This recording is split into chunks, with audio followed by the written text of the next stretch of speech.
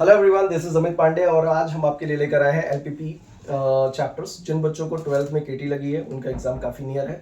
ऐसे सिचुएशंस में हमने कुछ इजी और इंपॉर्टेंट चैप्टर्स का कलेक्शन बनाया हुआ है जहां पर हम उनमें से इंपॉर्टेंट क्वेश्चन सॉल्व कर रहे हैं। अगर आप इन चैप्टर्स को स्टडी करोगे, वर्कआउट करोगे तो आपके अच्छे मार्क्स आ सकते हैं and you can improve this time.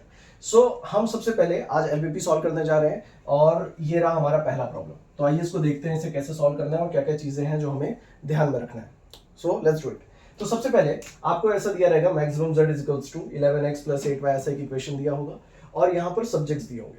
Okay, तो सबसे पहले जो आपका सबसे पहला स्टेप होगा सॉल्यूशन में वो होगा इनइक्वालिटी फॉर्म। सबसे पहले आपको जो सब्जेक्ट्स यहाँ पे दिख रहे हैं, राइट, आप उनको क्या करेंगे, एज इट इज यहाँ पे लिख देंगे। यानी x is greater than equals to 4, y is greater than equals to 6 और x plus y is greater than equals to 6, इस तरह से, राइट। तो मैंने सबसे पहले क्या कर दिया, सब्जेक्ट को एज इट इज लिख दिया, राइट। आपको यही करना है। उसके बाद दूसरा हो जाएगा इक्वालिटी फॉर्म। इक्वालिटी फॉर्म में क्या करना है, इन्हीं इक्वेशंस को आपको इक्वल टू करके लिखना है। यानी x equals to 4, y is equals to 6 और x plus y is equals to 6, कुछ इस तरीके से। क्या आपको मेरी बात समझ में आ गई? अब हम लोग क्या करेंगे, इससे ग्राफ बनाएंगे। अब यहाँ पे एक और बात ध्यान देने वाली है कि यहाँ पर दिया है x is greater than equals to 0 या and y is equals to greater than equals to 0।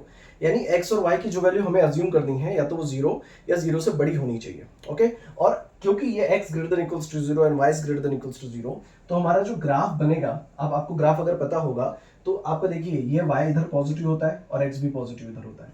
बाकी सारे क्वाड्रेंट में अगर आप देखें तो यहाँ पर x नेगेटिव y पॉजिटिव, यहाँ पर क्या होता है, x नेगेटिव होता है y भी नेगेटिव होता है, और यहाँ पर x पॉजिटिव होता है y नेगेटिव होता है, राइट। ये आपने पढ़ा होगा बचपन में भी। तो यहाँ पर बोल रहा है x is greater than equals to 0 and y is also greater than equals to 0। It means they are talking about the first quadrant. तो जब भी हम ग्राफ बनाएंगे हम सिर्फ फर्स्ट क्वाड्रेंट, जब हमें ऐसा सिचुएशन दिया हो तो हम सिर्फ फर्स्ट क्वाड्रेंट में इसको प्रैक्टिस करते हैं। अंडरस्टूड? चलो, अब सबसे पहले यहाँ पर वापस आते हैं। अब यहाँ पे मुझे x इक्वल्स टू 4 दिया है, which is I know, y equals to 6 दिया है, ये भी मैं ग्राफ पे बना सकता हूँ। जो मुझे नहीं बना पाऊंगा मैं ग्राफ पे वो ये है, x plus y is equals to 6। तो इसके लिए हम क्या करेंगे, यहाँ पे x plus y is equals to 6 लिखेंगे, राइट। यहाँ पर हम क्या करेंगे, यहाँ पर आप क्या करोगे, कुछ इस तरह से क्वाड्रेंट बनाओगे। यहाँ पे लिखोगे x, यहाँ लिखोगे y और यहाँ लिखोगे x, y, इस तरीके से, राइट। अब आप क्या करोगे, यहाँ पे x को 0 लो। अगर जब x 0 हो जाएगा तो y की वैल्यू क्या आ जाएगी, 6, राइट। अब एक काम करो, y को 0 ले लो और जब y 0 हो जाएगा तो x की वैल्यू क्या आ जाएगी, 6। यानी यहाँ पे टोटल वैल्यू क्या हो गई, 0,6 और ये क्या हो गया, 6,0।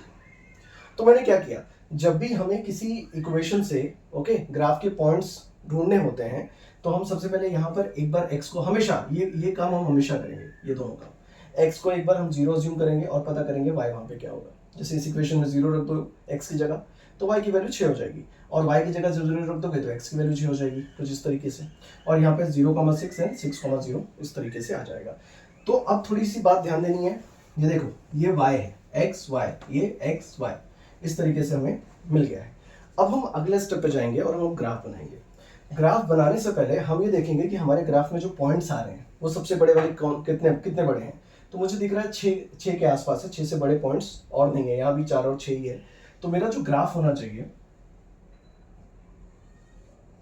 वो कितना बड़ा होना चाहिए, वो मैक्सिमम 6 तक जाना चाहिए। तो ये हो गया हमारा 0, ये हो गया 1, ये हो गया 2, ये हो गया 3, ये हो गया 4, ये हो गया 5 और ये हो गया 6, ये हो गया 7। यहाँ पे भी देखो 1 2 3 4 5 6 7। ये पॉइंट्स आप अपने हिसाब से कैसे भी ले सकते हैं। हो सकता है x पे आप ज्यादा ले रहे हो, y पे कम ले रहे हो, अप टू यू, आप अपने हिसाब से इसको बना सकते हैं। इवन हम पॉइंट्स में डिफरेंस भी ले सकते हैं। अगर हम दो का डिफरेंस लेना चाहें we can take that also. अगर मान लो जैसे वैल्यू बहुत बड़ी है, अगर मुझे 100 तक प्लॉट करना है तो मैं 10 20 30 इस तरह से प्लॉट करूंगा। क्या मेरी बात समझ में आ रही है यहाँ पे? ओके, सो अब हम सबसे पहले क्या करेंगे, सारे पॉइंट्स को ड्रॉ करेंगे। तो सबसे पहले यहाँ पे आते हैं। देखो ये बोल रहा है x इक्वल्स टू 4, यानी कि आपका x एक्सेस कौन है, ये y है और ये x है। उसने बोला है x इक्वल्स टू 4, यानी जहां पर आपके x एक्सेस पे जहां भी 4 आता है आपको वहां पे एक स्ट्रेट लाइन ड्रॉ करनी है। That is the meaning of x equals to 4। यानी यहां पर कुछ एक ऐसी लाइन ड्रॉ हो जाएगी, ऐसे, इस तरह से। ओके, आपकी ये लाइन इस तरह से आ जाएगी, इस तरह से। तो ये अच्छा, जैसे ही हम लाइन ड्रॉ करेंगे हम यहाँ पर तुरंत लिख देंगे ये x इक्वल्स टू 4 है, इस तरह से, क्योंकि हमें इक्वेशन, क्योंकि अगर कई सारे लाइंस बन जाने के बाद हमें कभी कभी ये डिफिकल्टीज आती है कि हम फिगर आउट नहीं पढ़ते कि कौन से ग्राफ का इक्वेशन कौन सा है। अभी तो ये इजी है, पर जब हम आगे जाएंगे अगर मल्टीपल इक्वेशंस वाले क्वेश्चंस करेंगे तो वहाँ पर डिफिकल्टीज आएगी। श्योर नाउ, तो x इक्वल्स टू 4 मैंने बना दिया, अब मुझे y इक्वल्स टू 6 बनाना है। तो ये मेरा y एक्सेस है और ये मेरा 6 है, तो मुझे y इक्वल्स टू 6 कुछ ऐसे बनाना है। यहाँ पर मैं लिखूंगा y इक्वल्स टू 6। अंडरस्टूड? यहाँ तक समझ में आई बात? अब इतना होने के बाद मुझे और एक इंफॉर्मेशन दी थी ये, अब इस एक इक्वेशन से मुझे 2 पॉइंट मिला हुआ है। एक मिला है 0,6, 0,6 मतलब x एंड y, ये x है, ये y है, ये x है, ये y है।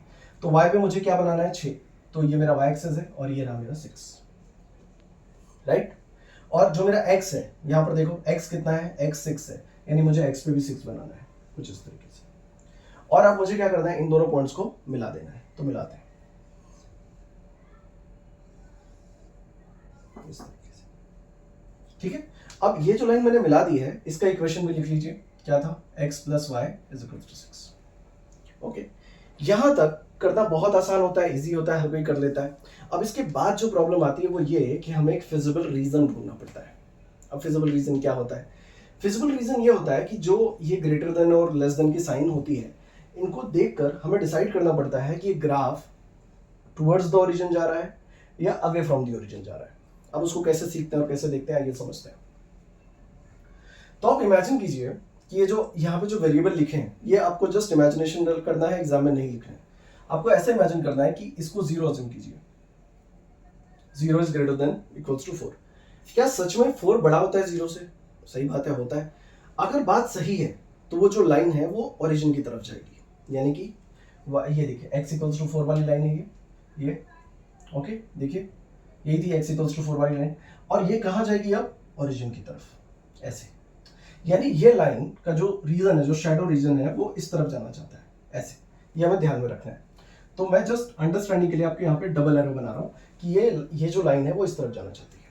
क्या यहाँ तक आपको समझ में आ रहा है? ये देखो कुछ इस तरीके से, इस तरीके से ये इस तरफ जाना चाहती है। नाउ सेकेंड दिया हुआ है, इसको 0 अज्यूम कर लो, 0 is greater than equals to 6। इसका ये मतलब होता है कि जो 6 है वो बड़ा है 0 से, और बात सही है, ऐसा होता है। हमें ऐसी सिचुएशंस भी मिलेंगे जहां पे हमें ऐसा आ जाएगा कि 0 बड़ा है 6 से, तब हमारी वो जो लाइन होगी वो अवे फ्रॉम द ओरिजिन जाएगी। और जब तक हमें ऐसे वैल्यूज आ रहे हैं कि 6 बड़ा है 0 से, मतलब ये इक्वेशन सही है। और अगर ये इक्वेशन सही है तो ये भी कहाँ जाएगा? Towards the origin. अब बात करते हैं ये वाली लाइन की, देखो ये लाइन भी कहाँ जा रही है? टुवर्ड्स द ओरिजिन, ओरिजिन यानी 0 के पास, कुछ इस तरीके से। ये वाली लाइन भी नीचे की तरफ जाना चाहती है। थोड़ा समझना और ध्यान देना। अंडरस्टूड यहाँ तक? अब बात करते हैं हमारे फाइनल वाले इक्वेशंस की, इसकी। अगर हम इन दोनों को 0 अज्यूम कर लें ऐसे, तो यहां भी हम देख सकते हैं कि क्या 6 बड़ा है 0 से, और जब 6 बड़ा है 0 से तो वो भी कहाँ जाएगा? Towards the origin. और वो ये लाइन थी, देखो मुझे यहां से समझ में आ रहा है ना, तो इसीलिए हर लाइन पर इक्वेशन लिखना बहुत जरूरी है। अच्छा, ये वाली लाइन और ये वाली लाइन का भी जो एरो है वो कहाँ जा रहा है? टुवर्ड्स द ओरिजिन, देखो ऐसे। अब आपको ये समझना है कि ये जो तीनों लाइनें जा रही हैं, इनका कॉमन रीजन क्या होगा, यानी ये तीनों लाइनें कहाँ मिलेंगी वो हमें समझना है। जैसे मैं फिर से समझाने की कोशिश करता हूँ, जरा समझो। ये वाली लाइन जो है वो ऐसे जा रही है, ऐसे जा रही है, और ये वाली लाइन ऐसे जा रही है। ये वाली लाइन के बारे में हो गया। ये वाली लाइन ऐसे नीचे की तरफ आ रही है, ये वाली लाइन ऐसे नीचे की तरफ आ रही है, ऐसे ऐसे ऐसे। अब मुझे बताओ वो कौन सा रीजन है जहां पे तुम्हें तीनों दिख रहा है, जहां पे तुम्हें तीनों के एरोस दिख रहे होंगे। तो ऑब्वियस सी बात है, अगर आप थोड़ा दिमाग लगाएंगे, ये नीचे जा रहा है, ये ऐसे आ रहा है, और ये ऐसे आ रहा है, राइट। तो जो तीनों रीजन है वो हमें ये वाले ब्लॉक में दिख जाएगा। ये जो बॉक्स बन रहा है ना, हमें यहाँ पे तीनों एरो दिखेंगे। अब इसको समझिए। अगर आपको दिक्कत हो रही है तो आप पहले हल्के हाथ से पेंसिल लेकर ड्रॉ कीजिए, ऐसे लाइन बना दीजिए हल्के हाथ से। तो ये लाइन ऐसे, ये लाइन ऐसे, और ये लाइन ऐसे। तो जो कॉमन रीजन है वो ये है। आप और किसी भी रीजन में देखेंगे तो आपको तीनों लाइन आपको वहां पे देखने को नहीं मिलेगी। सिर्फ यही एक रीजन है जहां पे तीनों के क्या मिलेंगे आपको, लाइंस यहाँ पर मिल जाएंगे। क्या आपको यहाँ तक बात समझ में आई? तो हम क्या करेंगे, बाकी ये जो एरो मैंने बनाए हैं इसे मिटा देंगे इस तरीके से।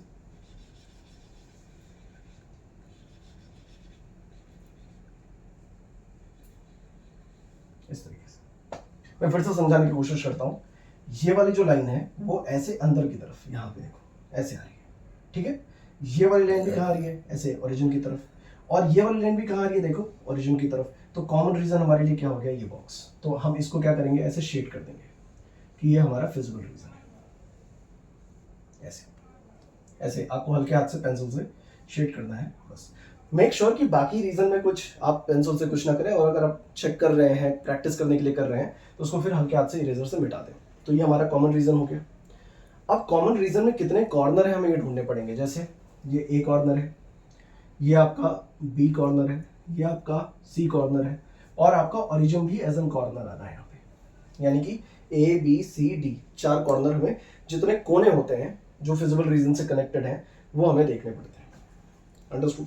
नाउ ए कॉर्नर की अगर मैं बात करूं तो ए यहाँ पर क्या है, y6 है, और x क्या है, 0। x कैसे 0 है, क्योंकि y एक्सेस है, y एक्सेस पे x हमेशा क्या होता है, 0। तो 0,6। अगर मैं बात करूं c की, तो c वाला पॉइंट कितना है, वो x एक्सेस है, यानी यहां पर x होगा और y 0 होगा। समझा, x पहले लिखते हैं और y बाद में। तो y यहाँ पे 0 है, तो यहाँ पर देखो मैंने पहले किसको लिखा, x को, x 0 है और y 6। क्या यहां तक बात समझ में आई। जो d पॉइंट है वो तो ओरिजिन है, विच इज 0,0। अब बात करते हैं b की। मुझे देखना पड़ेगा कि b जो है वो किन दो लाइनों से बना हुआ है। एक x इक्वल्स टू 4 से बना हुआ है, यानी कि सीधी बात है यहाँ पे x की वैल्यू 4 हो गई। अब व्हाट अबाउट y, जो x, एक तो x इक्वल्स टू 4 हो गया, और एक हमारा ये वाला इक्वेशन है, देखो ये वाला इक्वेशन, ये x plus y equals to 6। तो हम क्या करेंगे, ये आप रफ वर्क करेंगे, इसको आपको एग्जाम में दिखाना नहीं है। यहाँ पर x plus y equals to 6 दिया हुआ है, और पहली जो लाइन है वहां पर x की वैल्यू क्या है, 4। तो हम क्या करेंगे, इस x की वैल्यू को इसके अंदर रख देंगे, और यहां पर क्या आ जाएगा, 4 plus y is equals to 6, यानी y की वैल्यू क्या हो जाएगी, 6 माइनस 4, यानी y की वैल्यू हो जाएगी 2। देखो इस तरह से। तो x की वैल्यू 4 और y की वैल्यू 2। मुझे कैसे पता चला, देखो क्या करना होता है, एक ये लाइन और एक ये लाइन, ये दोनों इंटरसेक्ट कर रही है यहाँ पे, हमें इन दोनों इक्वेशंस को सॉल्व करना होता है। क्योंकि वहां पे क्लियरली लिखा है x की वैल्यू 4 है, यानी मैं x की वैल्यू सीधे सीधे 4 डाल सकता हूँ। पर दूसरी लाइन में लिखा हुआ है x plus y equal to 6, यानी मुझे x की वैल्यू 4 पहले इसमें डालना पड़ेगा, इसको सॉल्व करना पड़ेगा, तब मुझे जाकर y की वैल्यू मिलेगी, और जो मिली है 2। कैसे, 4 डाला, 4 इधर भेजो, 6 माइनस 4 इज 2। तो आपको b वाला पॉइंट मिल गया। क्या आपको यहाँ तक बात समझ में आई। आप अगर ये पार्ट एग्जाम में नहीं दिखाएंगे तो चल जाएगा। अब अगर आप ग्राफ पेपर पे बना रहे हैं, ये सब चीजें बहुत अच्छे से मेजर करके अगर ग्राफ पे बनाएंगे, तो आपको वैसे ही ये समझ में आएगा कि देखो यहाँ पर x की वैल्यू 4 है और y की वैल्यू 2 के आसपास है। देखो इस तरीके से, देखो ऐसे ग्राफ पेपर पे वैसे ही पता चल जाता है। बस क्योंकि हम एग्जाम में चांस नहीं ले सकते, तो सॉल्व कर भी देख लेना चाहिए एक बार, है ना, हो सकता है पॉइंट पे आ रहा। क्या आपको यहाँ तक बात समझ में आई, श्योर। तो अब हम क्या करेंगे, ये तो हमारा ग्राफ था, ठीक है, इसको एज इट इज रखते हैं। तो मैं यहां तक आप देख लो, कॉपी कर लो, उसके बाद फिर मैं क्या करता हूं, फटाफट अगले स्टेप पे चलेंगे। So let's remove this part. अब हम यहाँ पे क्या करते हैं, सारे कॉर्नर्स, यहाँ पे आप लिखना है आपको कॉर्नर्स, यानी कि आपके ए बी सी डी वाले पॉइंट्स। तो आपका ए वाला पॉइंट क्या है बताओ, ए वाला पॉइंट कितना है, 0,6। बी वाला पॉइंट क्या है, 4,2, और सी वाला पॉइंट क्या है, देखो 4,0, और डी वाला पॉइंट क्या है, 0,0। और जो आपका z है वो है, क्या है आपका z, 11x प्लस 8y, ये राइट। तो अब हमें क्या करना है, ये हमारा फाइनल स्टेप है। अब हमें यहाँ पे करना क्या है, हमें पहली वैल्यू को x की जगह पे और जो दूसरी वैल्यू है y की जगह पे सब्स्टिट्यूट करनी है, यानी कि कुछ ऐसे 11 इंटू 0 एंड 8 इंटू 6, करेक्ट। फिर यहां पर क्या हो जाएगा, 11 इंटू 4 प्लस 8 इंटू 2, यहां पर क्या हो जाएगा, 11 इंटू 4 और 8 इंटू 0, फिर यहां पे 11 इंटू 0 और 8 इंटू 0। देखो इस तरीके से रख दिया, इस तरह से रख दिया आपने। अब यहां पे आपको फाइनल आंसर लिखना है। 11 0 से 0 हो जाता है, 8 6 48, करेक्ट। 11 4 जा 44, तो 44, और ये होता है 16, इसको जोड़ दो, यानी हो गया 60। फिर 11 4 जा 44, सीधा आंसर, और ये 11 0 से 0, 8 0 0, ये 0 हो गया, हो गया सर आंसर। अब जरा सोचो, उसने हमें यहाँ पे z दिया है मैक्सिमम, यानी वो हमसे पूछना चाहता है कि सबसे मैक्सिमम वैल्यू बताओ। ओके, तो इसमें से जो सबसे बड़ी वैल्यू है आई थिंक वो 60 है।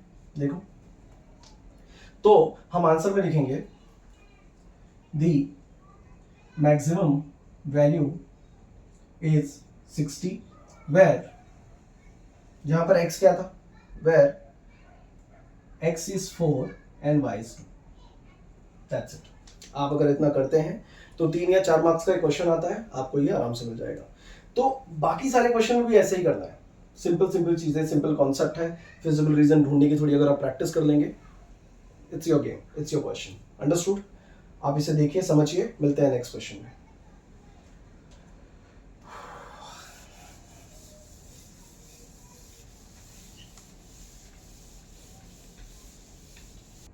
Okay, so let's move to the next question. ये हमारा रहा सेकंड क्वेश्चन। अब सेकंड क्वेश्चन में भी चलिए हम देखते हैं, अब आप भी मेरे साथ ट्राई कीजिए ध्यान से। ओके, वही सारी चीजें वापस करना है, सब कुछ वैसे ही लिखना है, कुछ बदला नहीं है, और छोटी छोटी बातों का ध्यान देना है। जैसे सबसे पहले हम क्या लिखेंगे यहाँ पे, इन इक्वालिटी फॉर्म।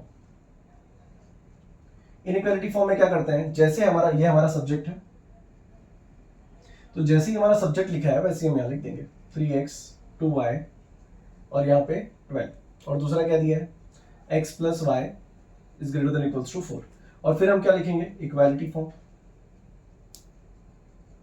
इक्वालिटी फॉर्म में हम इन दोनों इक्वेशंस को इक्वल टू करके लिख देंगे इस तरह से, राइट। अब ये हो गया, अगर ये लिख के हो गया तो सबसे पहले नेक्स्ट स्टेप क्या है, हम टेबल बनाते हैं, पॉइंट्स ढूंढते हैं। तो चलिए, अब क्योंकि यहाँ पे दो इक्वेशंस है तो हमें दो टेबल बनाने पड़ेंगे, आइए देखते हैं। तो पहला इक्वेशन हो जाएगा 3x plus 2y is equals to 12, और दूसरा इक्वेशन हो जाएगा x plus y is equals to 4, और यहाँ पर x, यहाँ पर y, और यहाँ पर क्या हो जाएगा x कॉमा y। क्या आपको यहाँ तक बात समझ में आ गई? क्लियर? अब देखो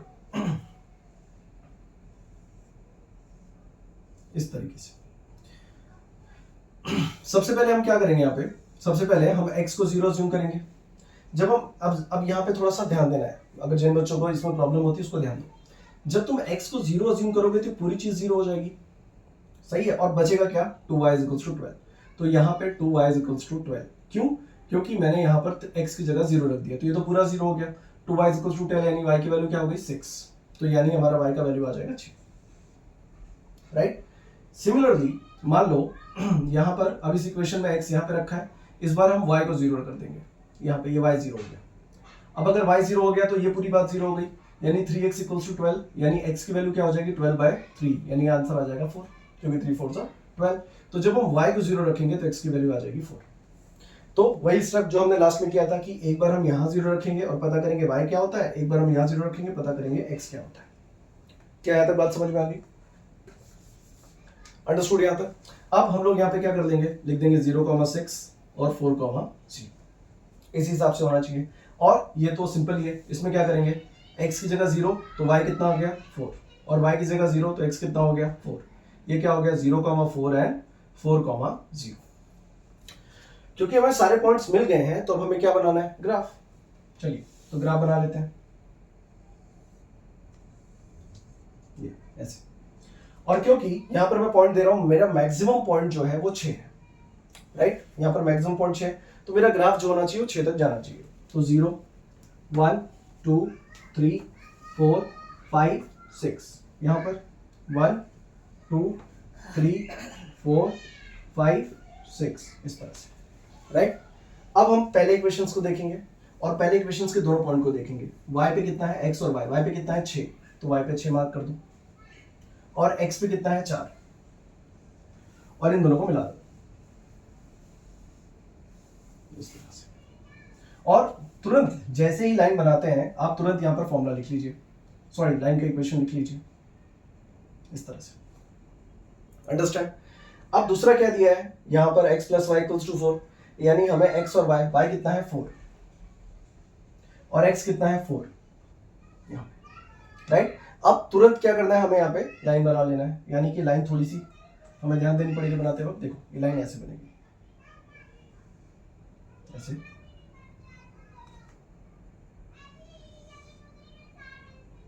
थोड़ी गलत हो गई,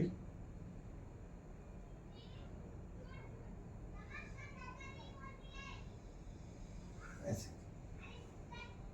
आप स्किल से बनाएंगे तो आपको परफेक्ट आएगा। ये बिल्कुल ऐसे ही बनेगी, लाइन सीधी होगी और ऐसे बनेगी, ग्राफ ऐसे ही बनेगा। क्या आपको यहाँ तक बात समझ में आ गई? अब जो इंपॉर्टेंट काम है वो क्या है, हमें फिजिबल रीजन ढूंढना है। हमें ढूंढना है कि भाई कौन सा रीजन है कि जहां पर हमारा ग्राफ लाई करता है। ओके, तो चलिए उसको समझते हैं कैसे ढूंढेंगे। तो सबसे पहले हम लोग यहाँ पर क्या करेंगे, एज यूजुअल जो हम करते थे, इसको पूरे को 0 अज्यूम कर दो, 0 इज ग्रेटर देन 12। अब ये जो बोल रहा है कि 12 बड़ा होता है 0 से, ये बात तो सही है क्योंकि 12 बड़ा होता है। अब ऐसे सिचुएशन में ये ग्राफ और इसका ग्राफ का इक्वेशन क्या था, इसका था x plus y equals to 4। हाँ, तो ये वाला में क्या बोल रहा है, 12 बड़ा है। अगर सही बोल रहा है तो लाइन कहाँ जाएगी, टुवर्ड्स दी ओरिजिन। अब ध्यान से देखना, इसमें तो मैं और अच्छे से क्लियर होगा। तो ये वाली जो लाइन है, ये वाली, ये कहाँ जा रही है, टुवर्ड्स दी ओरिजिन, यानी कि कुछ इस तरीके से, ये टुवर्ड्स दी ओरिजिन जा रही है। कितनी बात समझ में आई? नाउ जो दूसरी वाली लाइन है उसका देखते हैं। ये क्या कह रहा है, ये पूरा 0 अज्यूम कर दो, 0 ग्रेटर देन इक्वल्स टू 4। अब क्या 0 बड़ा होता है 4 से, ये बात तो गलत है। और अगर बात गलत है तो लाइन कहाँ जाएगी, अवे फ्रॉम द ओरिजिन, यानी ओरिजिन से ऊपर। यानी ये वाला जो लाइन है ये ऐसे जा रहा है ऊपर की तरफ।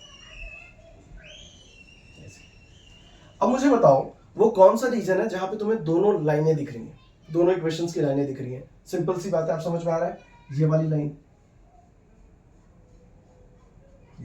बाकी हम क्या करेंगे, इन सबको मिटा देंगे जो एक्स्ट्रा हमने करा, क्योंकि हमें सिर्फ फिजिबल रीजन दिखाना होता है।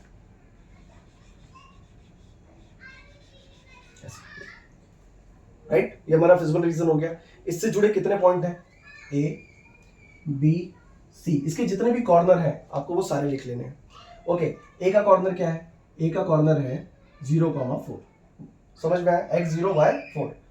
बी का कॉर्नर क्या है 0,6, और सी का कॉर्नर क्या है, ये है, यहां पर x की वैल्यू क्या हो जाएगी 4,0। देख क्या हमें तीनों पॉइंट्स मिल गए। बस फिर हम क्या करेंगे, यहाँ पे लिखेंगे कॉर्नर। कॉर्नर है ए बी और सी। ए का वैल्यू क्या है, ए का वैल्यू है आई थिंक 0,4, और बी का वैल्यू है 0,6, और सी का वैल्यू है 4,0। अब हमारा z मैक्सिमम पूछ रहा है, तो z मैक्सिमम को यहां लिख देते हैं, which is 4x plus 6y। Again क्या करोगे, पहला वाला x की जगह, दूसरी वाला y की जगह। तो यहाँ पे क्या होगा 4,0 प्लस 6,4। यहाँ पर क्या होगा 4,0 प्लस 6,6। फिर यहाँ पे क्या होगा 4,4 प्लस 6,0।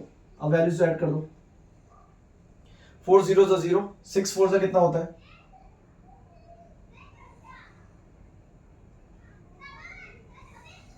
24, राइट, 6 4 24, 6 6 कितना हो जाएगा 36, और 4 4 कितना हो जाएगा 16। अंडरस्टूड? अब यहां पर समझो, जो हमसे पूछा maximum z equals to 4x plus 6y, इसका हमें आंसर देना है। यानी इसमें से सबसे बड़ा पॉइंट कौन सा है, which is we can see it is 36। तो हम आंसर में क्या लिखेंगे, the maximum value is 36 where x is 0 and y is 6। बस हो गया आपका सेकंड क्वेश्चन। क्या आपको मेरी बात समझ में आई? तो ऐसे ही अगर आप क्वेश्चंस को लेंगे, थोड़ा ट्राई करेंगे, अंडरस्टैंड करेंगे, तो अपने आप आपको समझ में आ जाएगा। अंडरस्टूड? तो इसको देखिए, समझिए, और फिर हम क्या करते हैं, दो वर्ड प्रॉब्लम्स भी ले लेते हैं जो एलपीपी में अक्सर पूछता है। ओके, वर्ड प्रॉब्लम्स क्या होता है अभी हम देखेंगे थोड़ी देर में। Okay, let's begin.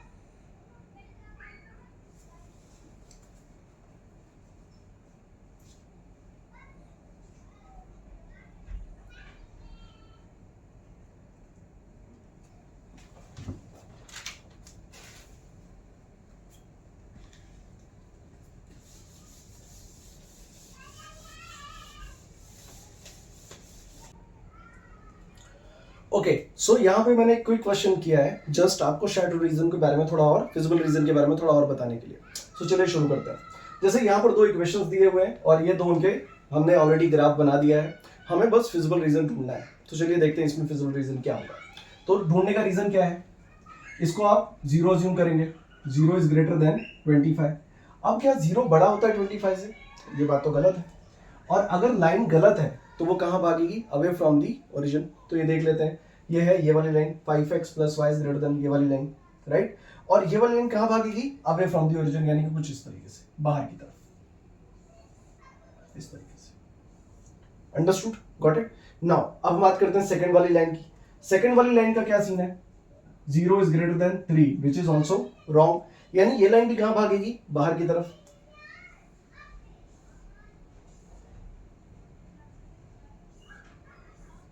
ओके, अब मुझे आप बताइए वो कौन सा रीजन है जहां पर आपको दोनों तरह की लाइनें दिख रही हैं। अब आपको समझ में आ रहा है कि सिर्फ बाहरी वाला रीजन है जहां पर आपको दोनों तरह की लाइनें दिख रही हैं। यहां पर आपको नहीं दिख रही है तो आप मिटा दीजिए यहाँ पे इस तरीके से, और इसको भी मिटा दीजिए। देखिए, तो ये आपका फिजिबल रीजन हो जाएगा इस बार। ओके, और इसमें कॉर्नर कौन कौन से होंगे, तो सबसे पहला कॉर्नर ये होगा जिसको हम लोग क्या बोलेंगे, बोलो। ये हमारा ए पॉइंट हो गया, ये हो गया 0,5, क्योंकि हमारे फिजिबल रीजन से फिजिबल रीजन को टच कर रहा है। दूसरा हमारा क्या होगा, ये वाला पॉइंट होगा जो होगा 3,0। क्या मेरी बात समझ में आ गई?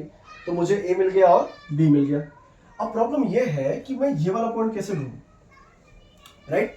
अब जो बच्चे ग्राफ पे बहुत एक्यूरेटली बनाएंगे उनको तो ऐसे मिल जाएगा कि यहां से y ये है और यहां से सॉरी यहां से x ये है और y ये है, और वो यहां पे लिख सकते हैं। बट मान लो फिर भी थोड़ा कंफ्यूजन है क्योंकि हम ह्यूमन एरर करते हैं, थोड़ा बहुत गलती हो सकती है।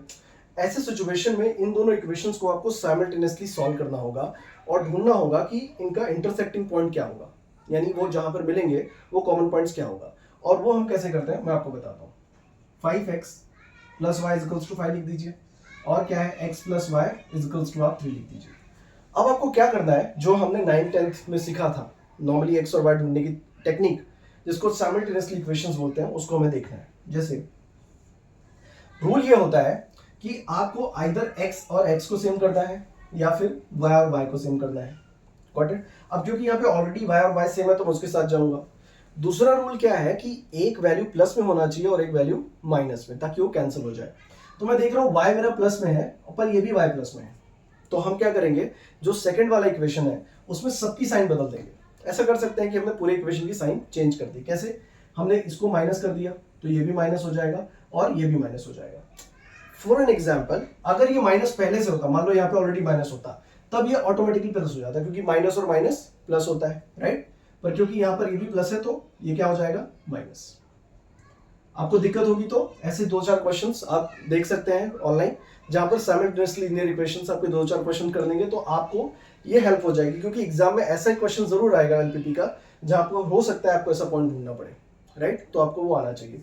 एनीवेज, तो पहले यहाँ थे, अब यहाँ पर क्या हो गया, ये y प्लस में है और ये y माइनस में है, तो ये कैंसिल हो जाएगा, राइट। अब ये क्या है, 5x और ये माइनस x है, तो 5x में से एक x गया तो कितना बचेगा, 4x, और 5 में से 3 गया कितना बचेगा, 2, गॉट इट। तो x की वैल्यू क्या हो गई, 2,4 विच इज 1/2 विच इज 0.5, यानी x की वैल्यू मुझे क्या मिल गई, 0.5। अगर x यहां पे लिख देता हूं, ये मेरा c, ये हो गया 0.5। तो अगर x 0.5 है तो y क्या होगा, तो इस वाली 0.5 को हम लोग किसी भी, जैसे हमारे पास एक इक्वेशन था ये, इसमें हम x की जगह 0.5 रख देंगे। अब 0.5 को वहां ले जाओ तो आंसर क्या आ जाएगा, 2.5, राइट। 3 में से 0.5 गया 2.5, तो यहां पर आ गया 2.5। अब क्या होगा, अगर आप थोड़ा ध्यान दें तो देखिए ये 1 से पहले पड़ रहा है, विच इज क्लियरली सेज कि हाँ ये 0.5 हो सकता है, राइट। और ये 3 के जस्ट नीचे है, मतलब ये 2.5 भी हो सकता है, मतलब हमने सही ढूंढा है, राइट। तो इस तरह से भी वेरीफाई कर सकते हैं। अब ये तीनों पॉइंट्स मिल गए हैं, अब हमारा जो z का इक्वेशन होगा इन तीनों पॉइंट्स को उसमें डालेंगे, मिनिमम या मैक्सिमम जो भी हमसे पूछ रहा होगा उसको बता देंगे। मिनिमम पूछ रहा है तो जो सबसे कम आंसर दे वो हमारा आंसर है। क्या आपको मेरी बात समझ में आई, understood. Now let's go for the word problem. Thank you.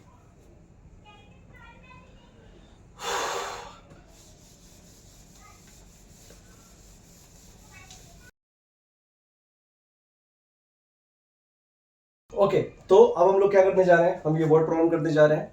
आपकी स्क्रीन पे पूरा क्वेश्चन दिख रहा होगा, आप इसके एक बार इसको फोटो या स्क्रीनशॉट ले लीजिए ताकि आप इसको पढ़ सके। क्वेश्चन है, a company manufacture two types of chemical A and B. Okay, एक कंपनी दो तरह के केमिकल्स बनाती है, ए एंड बी, पहला केमिकल दूसरा केमिकल, ठीक है।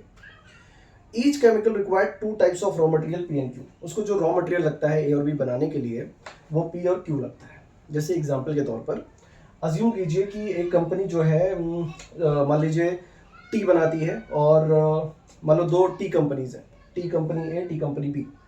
अब टी बनाने के लिए दो चीज़ें जो चाहिए, अज्यूम कीजिए कि मिल्क और वाटर। ओके, तो पहली कंपनी का जो रॉ मटेरियल है मिल्क और वाटर, दूसरी कंपनी का जो रॉ मटेरियल है वो मिल्क और वाटर, और ये उनके पास अवेलेबल यूनिट है, ये उनके पास टोटल अवेलेबल है कि जो पी तरह का रॉ मटेरियल है वो इतना है, क्यू तरह का रॉ मटेरियल वो इतना है। आगे देखते हैं। Okay, that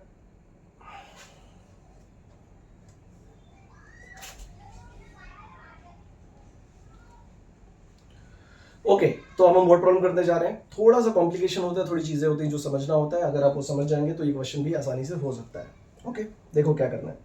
a company manufacture two types of chemical. मान लो एक कंपनी है, दो तरह के प्रोडक्ट्स बनाती है, कोई केमिकल बनाती है, chemical A, chemical B, and each required are two types of raw material P and Q. और वो ए और बी बनाने के लिए जो रॉ मटेरियल लगता है वो पी और क्यू, ठीक है। Okay, required P and Q required manufacture 1 unit of A and 1 unit of B to total available P और क्यू। इनके पास जो अवेलेबल है पी वो 120 है, 120 यूनिट है, और क्यू जो अवेलेबल है 160 यूनिट है। अब अगर इनको ए तरह का प्रोडक्ट बनाना है तो उनको पी कितना चाहिए, 3 यूनिट, और क्यू कितना चाहिए, 2 यूनिट। और अगर उन्हें बी तरह का प्रोडक्ट बनाना है, 1 यूनिट, एक प्रोडक्ट बी का बनाना है, एक प्रोडक्ट, तो उन्हें लगेगा 2 unit of P and 5 unit of Q. बात समझ में आ गई? Now the company get a profit 350 and 400 selling 1 unit of A and 1 unit of B. तो कंपनी 350 रुपए में एक यूनिट ए बेचती है या फिर 400 रुपए में बी यूनिट बेचती है। This is the profit they get. Okay, how many units chemical A and B should manufacture to get a company to get a maximum profit? Formulate the LPP for the maximum profit. Formulate the LPP of maximum profit मतलब, याद है हम यहाँ पे question लिखता था और उसको सॉल्व करता था। अब हमें वो क्वेश्चन बनाना है जिसको मैं सॉल्व करता था, तो we just have to make question, okay, जिसको हम फर्दर सॉल्व करके आंसर निकाल पाए। ये एक्चुअल पूरा प्रॉब्लम हो गया, ये से शुरू से लेके एंड तक। अंडरस्टूड? नाउ अब थोड़ा समझते हैं। मान लो आप एक कंपनी में जॉब करते हो, वो कंपनी कहती है देखो हमने तुमको जॉब पे रखा है, हम ना ए प्रोडक्ट बनाते हैं और बी प्रोडक्ट बनाते हैं। तुमने बोला हाँ, कौन सी कॉमन बात है कि आप ए भी बनाते हो बी बनाते हो, बनाते रहोगे, ठीक है। उन्होंने बोला देखो क्या है ना कि जब हम क्या बनाते हैं, ए प्रोडक्ट बनाते हैं तो हमें रॉ मटेरियल लगता है। तुमने बोला ठीक है, क्या रॉ मटेरियल लगता है? तो उन्होंने बोला कि जब आप ए प्रोडक्ट बनाओगे तो आपको 3 यूनिट पी लगेगा, 2 यूनिट क्यू लगेगा, एक ए प्रोडक्ट बनाने के लिए, एक डब्बा बनाने के लिए। तुमने कहा ठीक है। और उन्होंने बोला अगर आप बी प्रोडक्ट बनाओगे तो पी का 2 यूनिट लगता है और क्यू आपको 5 यूनिट लगता है, तब जाके एक बी का डब्बा बन जाएगा। तुमने बोला वो भी ठीक है। उन्होंने बोला कि तुम्हारे पास जो अवेलेबल है, पी जो रॉ मटेरियल अवेलेबल है वो 120 है, क्यू जो रॉ मटेरियल अवेलेबल है वो 160 है। तुमने कहा ठीक है। उन्होंने तुमसे कहा तुम एक काम करो, मुझे ना वेस्ट नहीं करना है और मुझे मैक्सिमम ए और बी बनाना है, तो मुझे बताओ मैं कितना यूनिट, कितने डब्बे ए के बनाऊं और कितने डब्बे बी के बनाऊं, तो मेरा जो रॉ मटेरियल है वो वेस्ट ना हो और मुझे ज्यादा से ज्यादा डब्बा मिल जाए। मतलब किसी और तरीके से उतने ज्यादा डब्बा ए और डब्बा बी ना बनाया जा सके, ऐसा कुछ मुझे बताओ। क्या थोड़ा बहुत समझ में आया? थोड़ा समझो। ओके, तुम्हें 2 प्रोडक्ट बनाने हैं और पी और क्यू रॉ मटेरियल है। अब तुम्हें पी और क्यू अलग अलग है, देखो ए और बी बनाने के लिए, तो तुम्हें पी और क्यू को इस तरह से यूटिलाइज करना है कि तुम्हें ज्यादा से ज्यादा ए बन सके, ज्यादा से ज्यादा पी बन सके। इस तरीके से तुम्हें पी और क्यू को यूटिलाइज करना है। ए बनाने के लिए पी कितना यूनिट लगता है, 2, और क्यू कितना यूनिट लगता है, ए बनाने के लिए पी कितना यूनिट लगता है, 3, और क्यू कितना लगता है, 2। अब तुम कितना यूनिट पी लोगे और कितना यूनिट क्यू लोगे, कितना लोगे जिससे तुम ज्यादा से ज्यादा ए बना सको। जैसे एग्जांपल के तौर पर थोड़ा देख लो बेसिक से, 3 यूनिट पी लिया, 2 यूनिट क्यू लिया, तब जाके मेरा एक डब्बा बना। फिर मैंने 3 यूनिट पी लिया, 2 यूनिट ए लिया, फिर जाके मेरा एक डब्बा बना। फिर मैंने 3 यूनिट लिया, 2 यूनिट ये लिया, फिर मेरा जाके एक डब्बा बना। इस तरह से मैंने क्या बना रहा हूं, ए का प्रोडक्ट मैं बना रहा हूं। इसी तरह से ध्यान से सुनो, अगर मुझे बी का प्रोडक्ट बनाना है तो बी के प्रोडक्ट के लिए ये आपका पी था, ये आपका क्यू था, यहाँ पे पी यहाँ पे क्यू। बी के लिए आपको क्या लेना है, 2 यूनिट पी लेना है और 5 यूनिट, फिर 2 यूनिट, फिर 5 यूनिट, फिर 2 यूनिट, फिर 5 यूनिट, तब जाके आपका एक किसका कौन सा प्रोडक्ट बनेगा, बी प्रोडक्ट बनेगा। ध्यान से देखो, ऐसा, गॉट इट। अब मैं ऐसे कितने 2 और 5 का इक्वेशन ऐसे कितने लूं कि मैं मैक्सिमम बी बना सकूं और सेम टाइम में मैक्सिमम ए भी बना सकूं, ऐसा कितना लूं मैं, सो दैट मेरा जो मैं बेच रहा हूं वो मेरा मैक्सिमम बिके, मेरे को ज्यादा प्रॉफिट हो इतने अवेलेबल यूनिट में। क्या थोड़ा बहुत समझा, अंडरस्टैंड? ओके, तो अब थोड़ा आगे देखो, इसको सॉल्व कैसे करेंगे।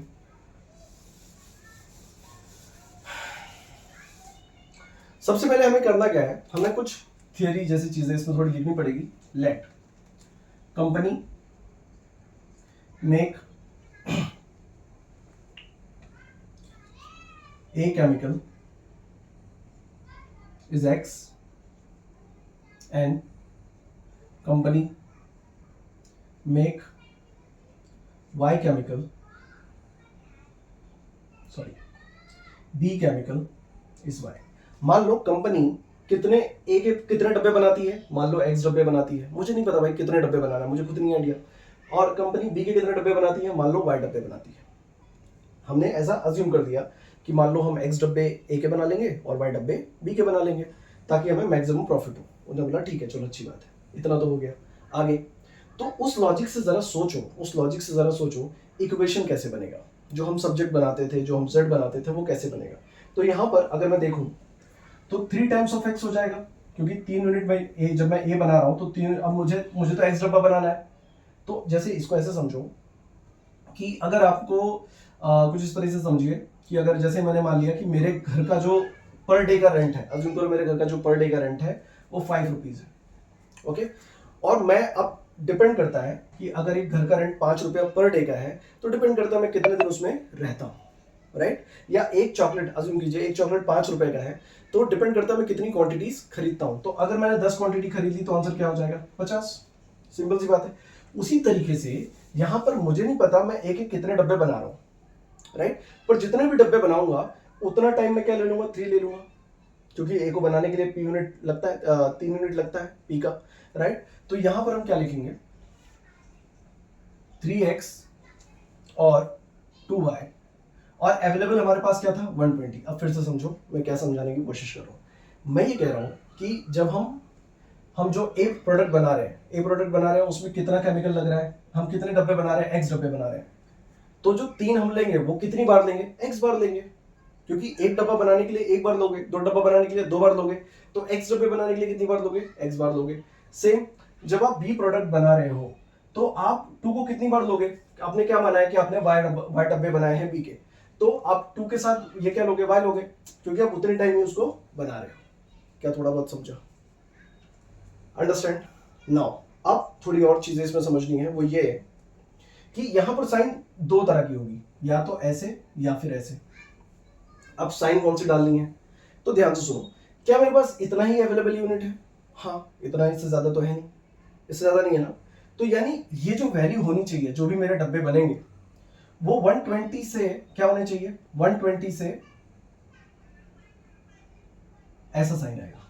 इसका क्या मतलब है, ये जो डब्बे होने चाहिए 120 के या तो बराबर हो या उससे थोड़े कम हो।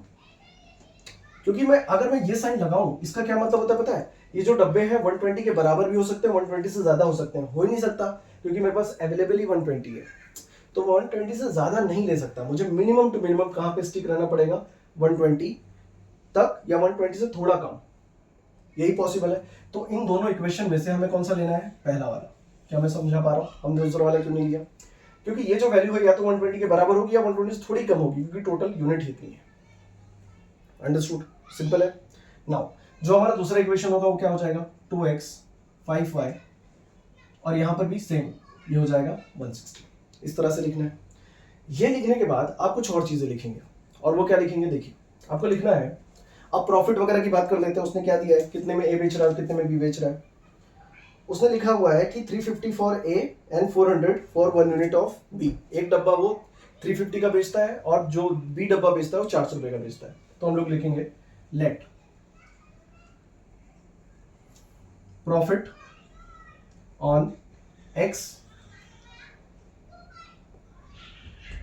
x number of chemical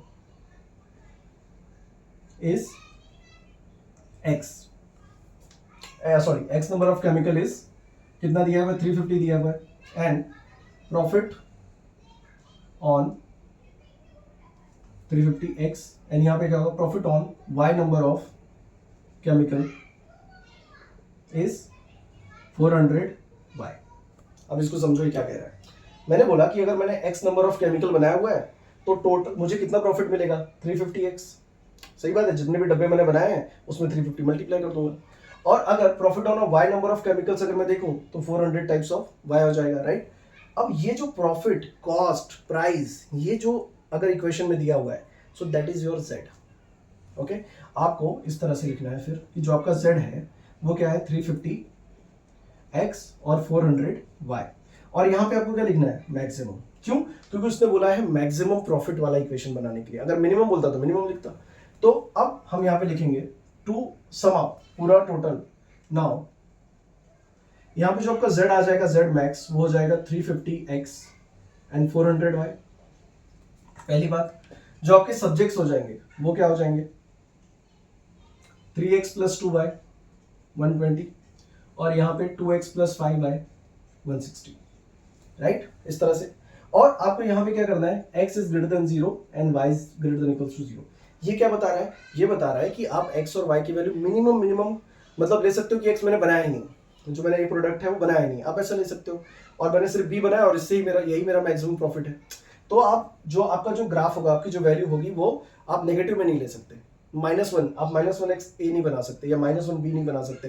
तो आपको यहाँ पे लिखना पड़ेगा x is greater than equals to 0 and y is greater than equals to 0, and this is your question. तो इस तरीके से आपको वर्कआउट करना है। आप थोड़ी बहुत थियरी, और इसमें जैसे आप अगर आप बुक में पढ़ोगे, सॉलिड एग्जांपल देखोगे, तो वो थोड़ी बहुत चीजें और बीच में लिखेंगे। जैसे पहले ऐसे लिख देंगे, profit on 1 unit of chemical is 350, profit of 1 unit of chemical is 400 of A और बी, फिर x यूनिट पे कितना होगा वो सब बढ़ा करके उन्होंने लिखा है। तो आपको वैसे बढ़ा के लिखना है तो we can do, and this is, otherwise this is sufficient. क्या आपको यहाँ तक बात समझ में आई? यहाँ पर हमने सारी बेसिक चीजें जो frame.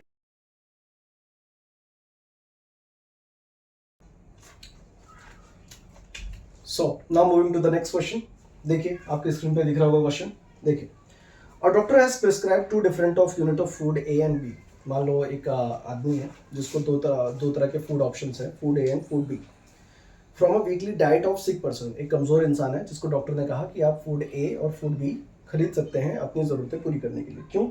The minimum requirement of fat, carbohydrate and protein is 18, 28, 14। अब उसमें एक वर्ड इंपॉर्टेंट है, मिनिमम, कि उसकी मिनिमम रिक्वायरमेंट है, ये मैक्सिमम नहीं है। उसकी मिनिमम रिक्वायरमेंट ये है कि उसे 18, 28 और 14 फैट, कार्बोहाइड्रेट या प्रोटीन उसको चाहिए। आगे क्या दिया है, one food A has 4 unit of fat, 14 unit of carbohydrate, 8 unit of protein. जो फूड ए है वो 4 यूनिट ऑफ फैट देता है, 14 unit of carbohydrate, 8 unit of protein.